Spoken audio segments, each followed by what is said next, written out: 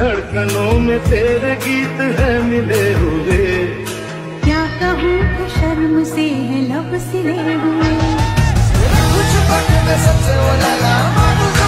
तू समझा? नहीं, तू समझा नहीं।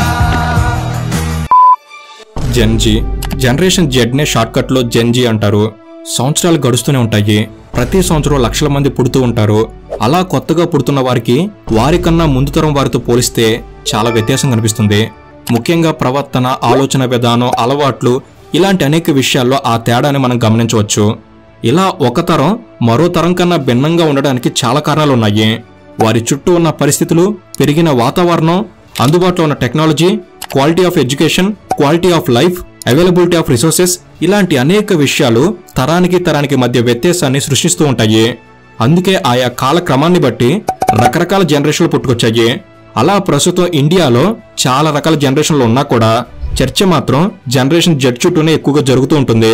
మరో 10 ఏళ్ల పాటు ప్రపంచ మనుగడ మొత్తం ఈ జెన్జీ మీదే ఆధారపడి ఉంది. ఎందుకంటే మెజారిటీ యువత జెన్జీ జాబితాలోకి వస్తారు. ఈ వీడియో చూస్తున్న మీరు కూడా జెన్జీని అయి ఉండొచ్చు, లేదా మీ ఇంట్లో మీ పిల్లల్లో కనీసం ఒకరైనా ఈ జనరేషన్ జెడ్కి చెందినవారు అయి ఉండొచ్చు. కాబట్టి ఈ జెన్జీ గురించిన చాలా ముఖ్యమైన విషయాలని ఈ వీడియోలో మీకు క్లియర్గా తెలియజేయబోతున్నాము. అసలు జెన్జీ అంటే ఏమిటి, జెన్జీ వారి లైఫ్ స్టైల్ ఎలా ఉంటుంది, ఎలాంటి విషయాలు ఈ జనరేషన్ జెడ్ మీద ఎక్కువ ప్రభావం చూపించాయి, ఎందుకని జనరేషన్ జెడ్ మీద ప్రపంచం ఆధారపడి ఉంది, ఇలాంటి చాలా ముఖ్యమైన ఆసక్తికరమైన విషయాల్ని ఏ ఒక్కటి మిస్ కాకుండా ఇప్పుడు చూద్దాం. అండ్ మీకు ఒక సరదా ప్రశ్న, మీ ఇయర్ ఆఫ్ బర్త్ ఎప్పుడు? సరదాగా కామెంట్స్లో తెలపండి. అండ్ ఇలాంటి మరిన్ని ఇన్ఫర్మేటివ్ వీడియోస్ని మీ కొరకు తెచ్చేందుకు మీ సపోర్ట్గా ఈ వీడియోకి జస్ట్ లైక్ చేయండి చాలు. సో లేట్ చేయకుండా let's get into the video.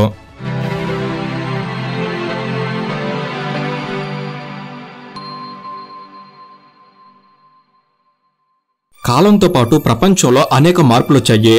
మరీ ముఖ్యంగా 20వ శతాబ్దం నుంచి మానవ జీవితాలను ప్రభావితం చేసే అనేక విషయాలు వెలుగులోకి వచ్చాయి.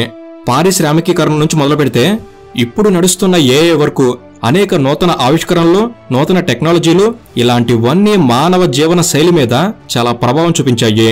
కాలానుగుణంగా సామాజికంగా వచ్చిన ప్రతి మార్పులు, ఆ మార్పులు ఆ సమయంలో పుట్టిన వారి మీద చూపించిన ప్రభావం ఆయా సమయాల్లో వారు ఎదుర్కొన్న సమస్యలను బట్టి చాలా జనరేషన్లు మారాయి. 1928 నుంచి ఈ జనరేషన్లకు పేరు పెట్టడం మొదలైంది. కాబట్టి 1928 నుంచి 1945 వరకు ఉన్న జనరేషన్ని సైలెంట్ జనరేషన్ అంటారు. ప్రపంచ చరిత్రలో అత్యంత ముఖ్యమైన 2 ప్రపంచ యుద్ధాలను చూసిన జనరేషన్ ఇది.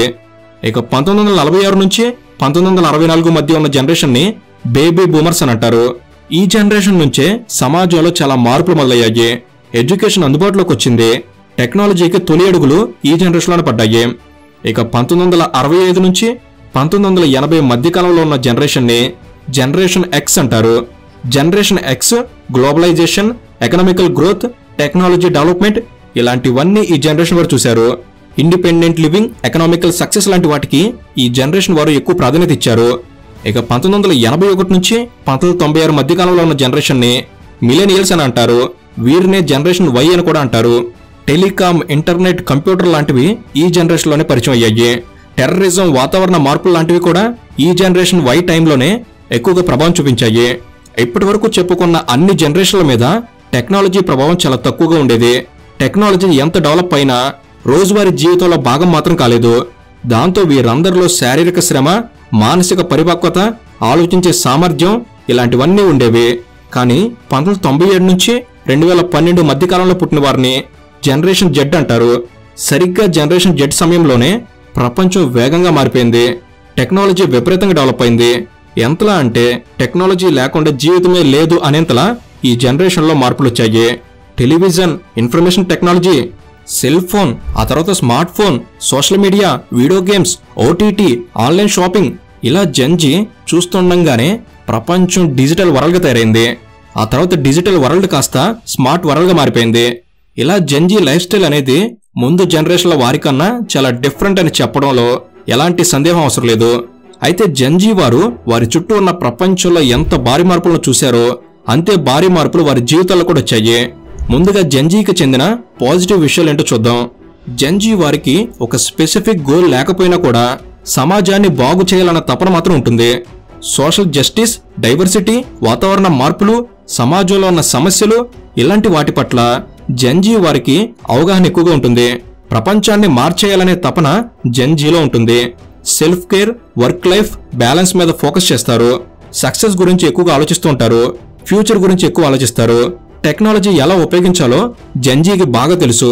Content creation, social media influencing వంటి వాటిలో జెన్జీనే ఎక్కువగా ఉన్నారు. జెన్జీ ఎవరినైనా అభిమానించినా ద్వేషించినా పీక్ లెవెల్లో ఉంటుంది. ఇలా జెన్జీకి చెందిన చాలా పాజిటివ్ విషయాలు ఉన్నాయి. అలాగే జెన్జీ గురించి చెప్పుకోవాల్సిన నెగిటివ్స్ కూడా ఉన్నాయి. నిజానికి ఇప్పటివరకు చెప్పుకున్న పాజిటివ్స్ అన్ని కొంతమందికి మాత్రమే వర్తిస్తాయి. కానీ ఇప్పుడు చెప్పుకోబోయే నెగిటివ్స్ మాత్రం మెజారిటీ జెన్జీలకు వర్తిస్తాయి. ఎందుకంటే జనరేషన్లో పాజిటివిటీ కన్నా నెగిటివిటీనే ఎక్కువైపోయింది. టెక్నాలజీలో వచ్చిన ర్యాపిడ్ చేంజెస్ జెన్జీ లైఫ్ మీద చాలా ప్రభావం చూపించాయి.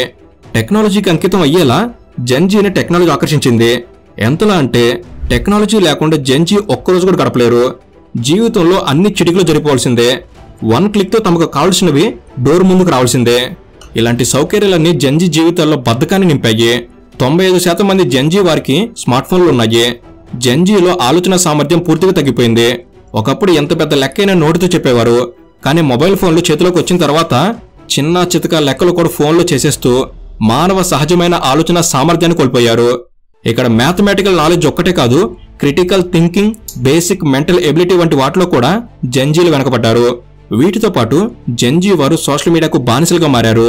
నిత్యం సోషల్ మీడియాలోనే గడుపుతూ విలువైన సమయాన్ని వృధా చేసుకుంటున్నారు. సమయం వృధా కావడమే కాకుండా సోషల్ మీడియాలో గడుపుతూ సోషల్ లైఫ్ను కోల్పోతున్నారు. కనీసం నలుగురిలో నిల్చొని మాట్లాడగలిగే ధైర్యం కూడా జెన్జీలో లేదు. ఎంత పెద్ద చదువు చదువుకున్నా కూడా అసలైన జీవిత సూత్రాల విషయంలో మాత్రం వెనకబడే ఉంటున్నారు. నిజానికి గతంలో ఉన్నవారి కన్నా ఎక్కువ ఎడ్యుకేటెడ్ జనరేషన్ జెన్జీనే. కానీ డిగ్రీలు సాధించినంత మాత్రాన ప్రాక్టికల్ నాలెడ్జ్ ఉన్నట్టు కాదు. మార్కులు, ర్యాంకులు ఒత్తిడితో జెన్జీ వారు కేవలం అకాడమిక్ లెర్నింగ్ బాధ్యతగా కాకుండా బరువుగా భావిస్తున్నారు. అందుకే జెన్జీలో కనీస విషయ పరిజ్ఞానం కూడా లేకుండా పోయింది.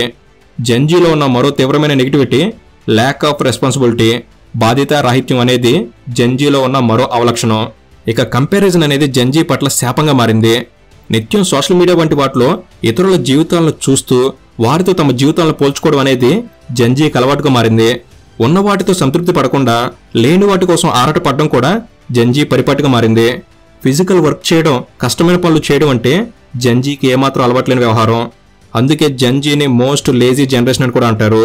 ఇక డిప్రెషన్, యాంగ్జైటీ అనేవి మెజారిటీ జెన్జీల జీవితంలో భాగమైపోయింది. ఒక రీసెర్చ్ ప్రకారం 70% మంది జెన్జీ వారు డిప్రెషన్, యాంగ్జైటీ వంటి సమస్యలతో బాధపడుతున్నారు. కాబట్టి మోస్ట్ డిప్రెస్డ్ జనరేషన్ కూడా జెన్జీదే అవుతుంది. ఇక ఇంత టెక్నాలజీ అందుబాటులో ఉన్నా టెక్నాలజీని ఎలా ఉపయోగించుకోవాలో పూర్తి అవగాహన ఉన్నా కూడా జెన్జీ మాత్రం తమ జీవితాలకు ఉపయోగపడే విషయాల కన్నా కూడా తాత్కాలిక వినోదం కోసం మాత్రమే తమ చుట్టూ ఉన్న టెక్నాలజీని ఉపయోగించుకుంటున్నారు. ఉదాహరణకి తమ వద్ద ఉన్న ఎలక్ట్రానిక్ గ్యాడ్జెట్స్ని ఏదైనా స్కిల్ నేర్చుకోవడానికి ఉపయోగించవచ్చు. కానీ గేమ్స్ ఆడడం, ఓటీటీలు చూడడం, సోషల్ మీడియాలో స్క్రోల్ చేయడం వంటి తాత్కాలిక ఆనందాన్ని మాత్రమే ఎక్కువ మంది కోరుకుంటున్నారు. ఇలా భవిష్యత్ గురించి ఆలోచన ఉన్నా కూడా దానికి తగ్గ కృషి చేయడంలో మాత్రం జెన్జీ ఫెయిల్ అవుతూనే ఉన్నారు. ఇక జీవితానికి అవసరమైన స్కిల్ అనేది జెన్జీలో లేకుండా పోయింది. జీవితంలో చదువు ఒకటే మార్గంగా మారింది. చదువుతో పాటు మరో ఉపయోగకరమైన స్కిల్ అనేది జెన్జీలో లేదు. దాంతో ఉద్యోగం మాత్రమే జీవనాధారం అయ్యింది. ఉద్యోగం రాకపోతే జీవితమే లేదు అన్నట్టు జెన్జీ ఆలోచన విధానం మారిపోయింది. డబ్బు సంపాదన, ఖర్చు ఈ రెండింటికి సంబంధించిన విషయాల మీద అవగాహన కూడా లేదు.